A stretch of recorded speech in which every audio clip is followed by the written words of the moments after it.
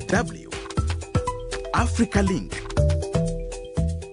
In a twist that's blurring the lines between diplomacy and dignity, South Sudan has welcomed back the Democratic Republic of Congo national at the heart of a U.S. visa controversy. The incident has stirred debate across borders, raising questions about identity, political maneuvering, and the human cost of global bureaucracy. At the center of it all, one man, two nations, and a world watching closely. That's what's coming up. Stay tuned. My name is Josephine Mahachi. Welcome to Africa Link, the podcast that connects you to the stories that matter from Africa. Africa Link, every weekday here on DW. South Sudan has welcomed back a Congolese national at the center of a diplomatic row with the United States. The man was previously deported to Juba under a false identity, prompting Washington to revoke all U.S. visas for South Sudanese citizens. The U.S. accused South Sudan of refusing to take back its deportees, while Juba insisted the individual was wrongly identified.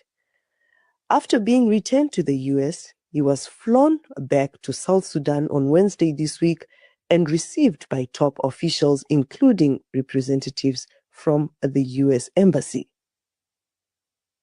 The incident raises serious questions about the due diligence of U.S. immigration authorities. International relations analyst Abiol Lual-Deng, who spoke to my colleague DW's Privilege Mushwaniri, began by giving context to South Sudan's broader diplomatic relations. Well, I would say that the relationship between South Sudan and the U.S. was already on the decline. But moreover, there was a point under Biden in which the tone between the first Trump administration as well, but also under Biden, which the tone between the South Sudanese government and the U.S. began to turn very sour. So in some ways, I don't think it should come to anyone as a surprise that the relationship between South Sudan and the U.S. isn't great under Trump. I think that is not surprising at all. It was bound to not go so well. In the first administration of Trump, Trump is the president who never set his feet on the continent of Africa. Moreover, even Biden himself was quite reluctant to go until the very end of his term. We've known that for both presidents, personally, Africa wasn't a priority in the ways it was for other presidents in the past, particularly figures like George Bush, who ushered in the independence of South Sudan, along with a whole host of other activists and particularly the evangelical vote. So I think to a certain extent, it is not very surprising that the relations have soured. I think what is shocking for most observers of the South Sudan and the Sudans is the speed at which things have happened and how strong the rhetoric and the language is. Mm-hmm. You rightly say that it is not a surprise, but from your own assessment, this undue pressure on South Sudan to accept U.S. demands on deportees, how would you assess this in terms of just the outlook on putting pressure on African nations, to randomly accept deportees from the U.S.? I don't think that this is about deportees. I think that there's a lot of symbolism and more things going on in this story. First of all, South Sudan in real numbers is not a country that has a large amount of visa overstay and people who need deporting from the United States. There are other African countries that are far more delinquent in that sense. Afterwards, one can judge whether you think that is, valid or not. But in reality, South Sudan's not even in the top 10. It is interesting that the Sudan is the country that is in the top 10 of countries that in terms of overstay, etc. Moreover, it's interesting that Sudan is a country that, according to some leaked and verified plans, and even past plans from the original quote-unquote Muslim ban, which I think was the first executive order under Trump's first regime, first presidency, and also even going back to the days of George Bush, when the Sudan was in the axis of evil. It's interesting that the Sudan was not the target of their ire at first, but South Sudan. So South Sudan does not have neither in percentage nor in real numbers a significant amount of people to be problematic in terms of immigration to the United States. One thing I can say is that South Sudan was being protected under TPS, temporary protective status, and there does seem to be a certain desire to go after countries that were under the TPS system.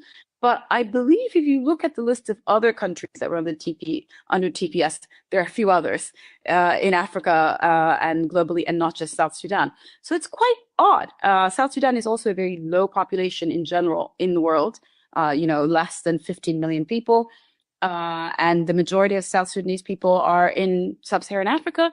It's never been a country that has high numbers of immigration going to Europe. So I find the whole thing a bit odd. With this administration, I think anytime you see something that is such a standard, so many standard deviations from the mean, it's really important to begin to say, okay, there's a few outcomes, and you can begin to maybe employ a bit of prospect theory and say to yourself, okay, is this about incompetence? Is this about symbolism? Or is this about something much more deep? Right. So South Sudan has buckled and accepted the Congolese national. Now, how best could they have handled this? Could they have stood their ground or just accept as they did now? I mean, let's be real. This Trump administration is operating under operating under realpolitik. It's impossible for a country that is as poor and as dependent on oil, for example. I mean, some people might describe South Sudan as the Dutch disease in terms of the overdependence on oil. Moreover, that oil is being only exported from the country through the Sudan, which itself is also in a crisis. A poor, landlocked, developing nation is not really going to be able to say, no, don't bring us back this one person. But I think rather than look at why did South Sudan capitulate? Did they, why is the United States insisting that South Sudan is not behaving correctly over the deportation of one person that many people have speculated is not even a South Sudanese national? That's quite odd. There are people from other countries that the United States does not repatriate to, such as Iran, that the US has had absolutely no problem, along with, for example, green card holders and others, has had no problem taking these people out of the United States and sending them to places such as, third nations, such as El Salvador or Panama. I think it's, if we look at the logic of the current administration, I'm a bit bemused that they were insisting so strongly on sending one person to South Sudan versus the reality that they have other African nations with a very, very high amount of, in terms of percentage and in real numbers, much higher amount than South Sudan of overstay, that they've simply deported to Panama, or that may have been picked up and sent to El Salvador. We now know that we're not really sure who exactly has been sent to El Salvador. I think at one point there are people being sent to Guantanamo. So this whole story to me doesn't make sense. And I think we should stop focusing so much on why has South Sudan not accepted a Congolese national. So if you look at what is happening then, South Sudan is currently under serious tension. Is it fair to deport someone into such a situation, let alone if they are not a nationality of that country? We want to look at what is fair or sound, what subscribes to the kind of due theory or protection-oriented theory from international legal perspective, it isn't normal to send someone who comes from a country like Congo back to South Sudan. In theory, you would say, okay, this person could go to the first safe country that they encountered on their way to the United States or elsewhere. So, I mean, traditionally, that's what you do in migration and refugee laws that you look at. You can say, okay, let me look at the first safe country that this person crossed, and they should be returned there. There was also deals that were made, for example, around the time of repatriating people who had been, for lack of a better term, abducted and taken to Guantanamo. And there was a point in which the United States realized, oh, some of these people are not guilty and we can't necessarily send them back home. So they need to go somewhere else. And as such, third nations were sought. So it is odd to me, the desire to prove a point to South Sudan over a Congolese national when both countries are quite compromised. But I suspect that the real issue and the real story behind this lies in the fact that these are two extremely minerally rich countries, and that we're in the middle of a geopolitical, for lack of a better term, garage sale, or what they might say here in the UK, a car boot sale. And I think the United States has been very open about the fact that it is interested in precious minerals, in resources, in geopolitical power. I mean, if the United States is openly threatening Denmark, in order to take Greenland, where's the surprise that countries like Congo and South Sudan are being, maybe manipulated over their abundant resources? It would appear that the US is just randomly picking countries where they are sending deportees, just like you said about sending people to El Salvador and other places without checking their nationalities. Do you think the US is doing a good job in terms of carrying out due diligence before they send these deportees in question to any country? Well, one of the things I'll say is that I think it's quite important to delineate the difference between the United States, because we have to remember that Donald Trump took office on the 20th of January, I believe, this year. And it's not even been 3 months, I believe, right? So and in the meantime, there has been, frankly, a decimation of the existent federal state. There has been mass layoffs, whether it's aid, whether it's I think even Homeland Security. So even the people who decide who's deported, who stays, they're being laid off. Federal judges have been fired. There's a lot of things that are going on that are unprecedented in the history of the United States. So it's very difficult to say, is the United States doing that? Because what's going on now is not normal. And I think it's really important to point that out. And it is real. And there are many federal judges who do not agree with what's going on. And we're seeing the beginning of the kind of end game of the instrumentalization of the Supreme Court, in that there's fights going on between the district courts, the local courts, and the administration and what's left of the State Department, and the federal courts about who can be deported, who cannot. So the Supreme Court has now just ruled, okay, Trump can enact this, very old law, Alien Act from the 18th century, to use it to get people out of the country. But the Supreme Court now says, okay, they need to have due process, so you can't just get rid of them. But they still won't allow, they still will not acquiesce to federal judges who are incensed and saying, you must bring back people who've been picked up and sent with no due process for no reason, including people who have not convicted of a single crime. So essentially what we're seeing now is one of the most shocking situations ever in terms of what is going on in terms of refugee law, in terms of, okay, the United States has not signed quite a few international conventions, but even in terms of the general legal precedents of the case law of the U.S. What we're seeing now is probably the greatest challenge to the United States since not even civil rights, but since the Civil War.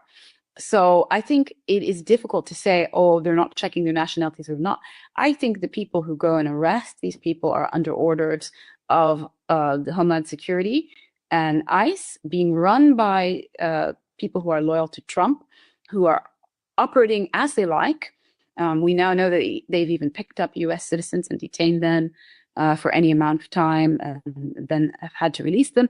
So it's impossible to say they're not checking the nationalities. We don't know what's going on. We do know that the State Department is acting under incongruence, as we saw in the Signal chat, with the NSA and other departments that are operating under a very resource-oriented realpolitik mentality. So.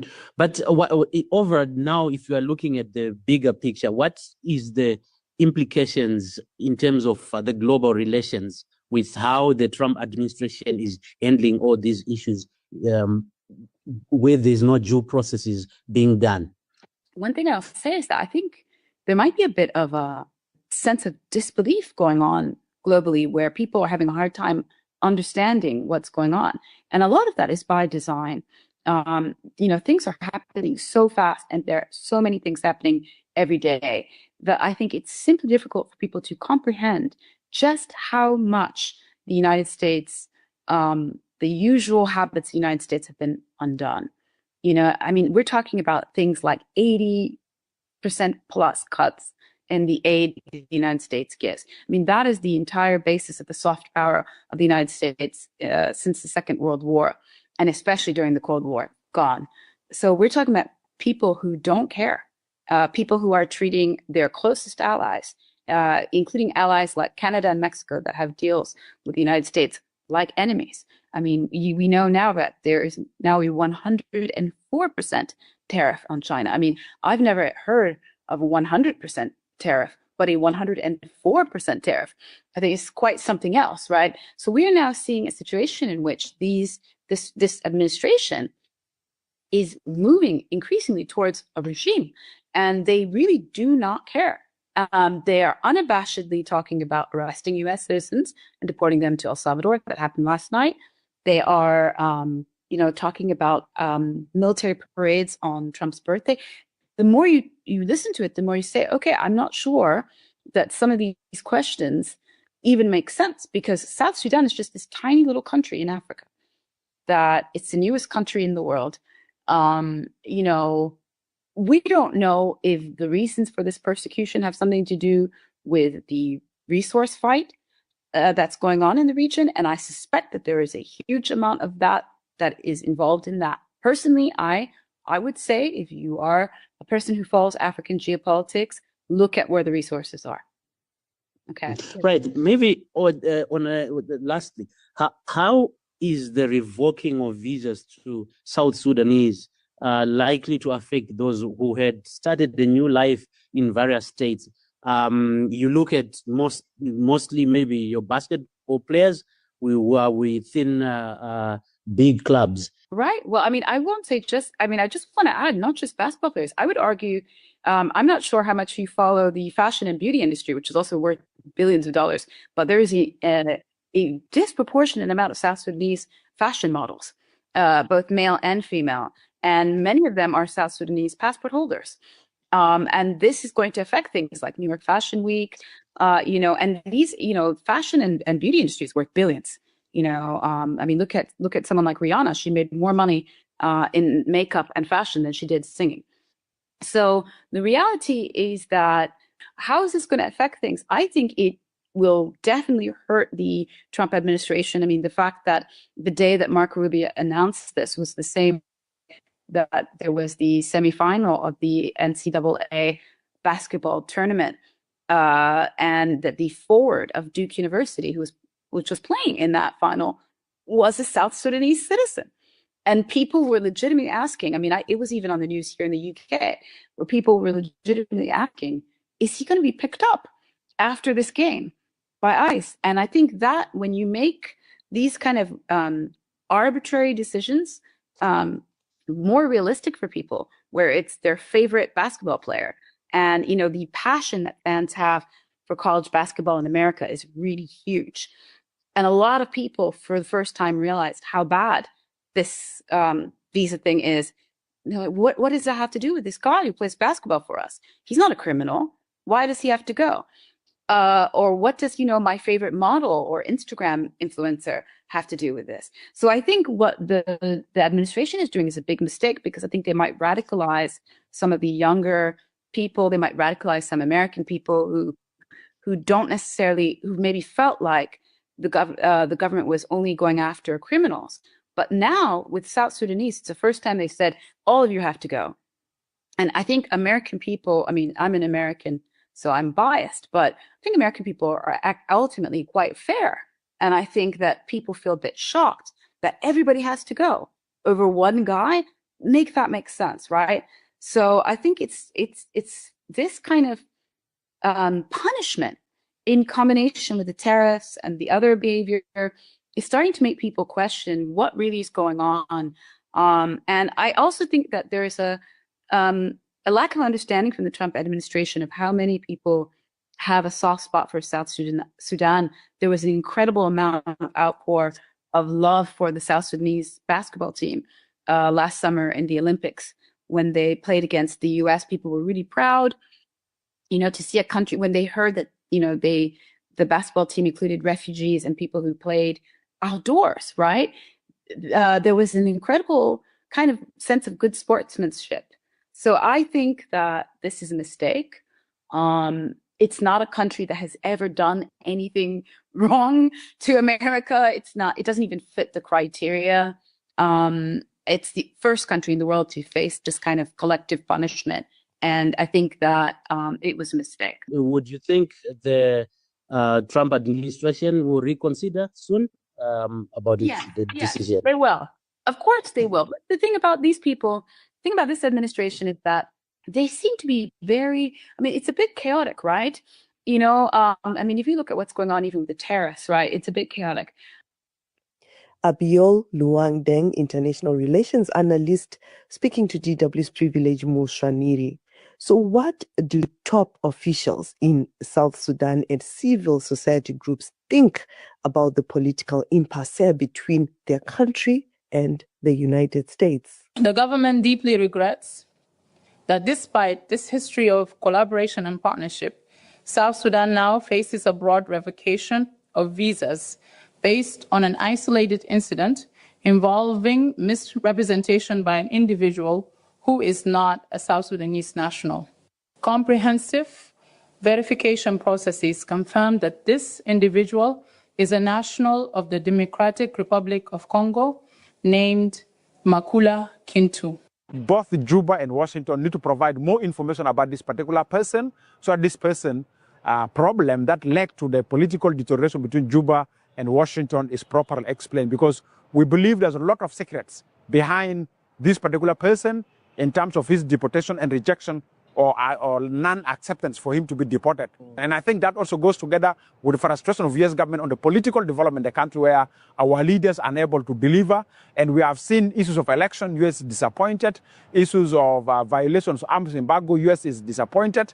And we have seen also U.S. is disappointed in terms of protection of humanitarian workers, including human rights activists who are at risk. So I think all these have created a pressure that have mounted through this element of deportation, U.S. to make this decision. What we seek more clarity from Washington and from Juba. When we had this statement, all of us were shocked, because many of South Sudanese, they have their families in America. Also, some of them, they are here in South Sudan. So they used to go and come back. So if there's an issue like this, I think that is going to affect many people in South Sudan. You've heard the frustrations of civil society groups. We just hope that the parties come to an agreement and sort out their differences. That's it for this edition of Africa Link. Remember, you are not just a listener, but a crucial part of our community, and your engagement can shape the direction of our discussions. We value your insights and encourage you to share your thoughts with us. You can find all of the Africa Link podcast episodes on Spotify and Apple or wherever you get your podcasts from. This episode was co-produced and edited by Isaac Mugabi.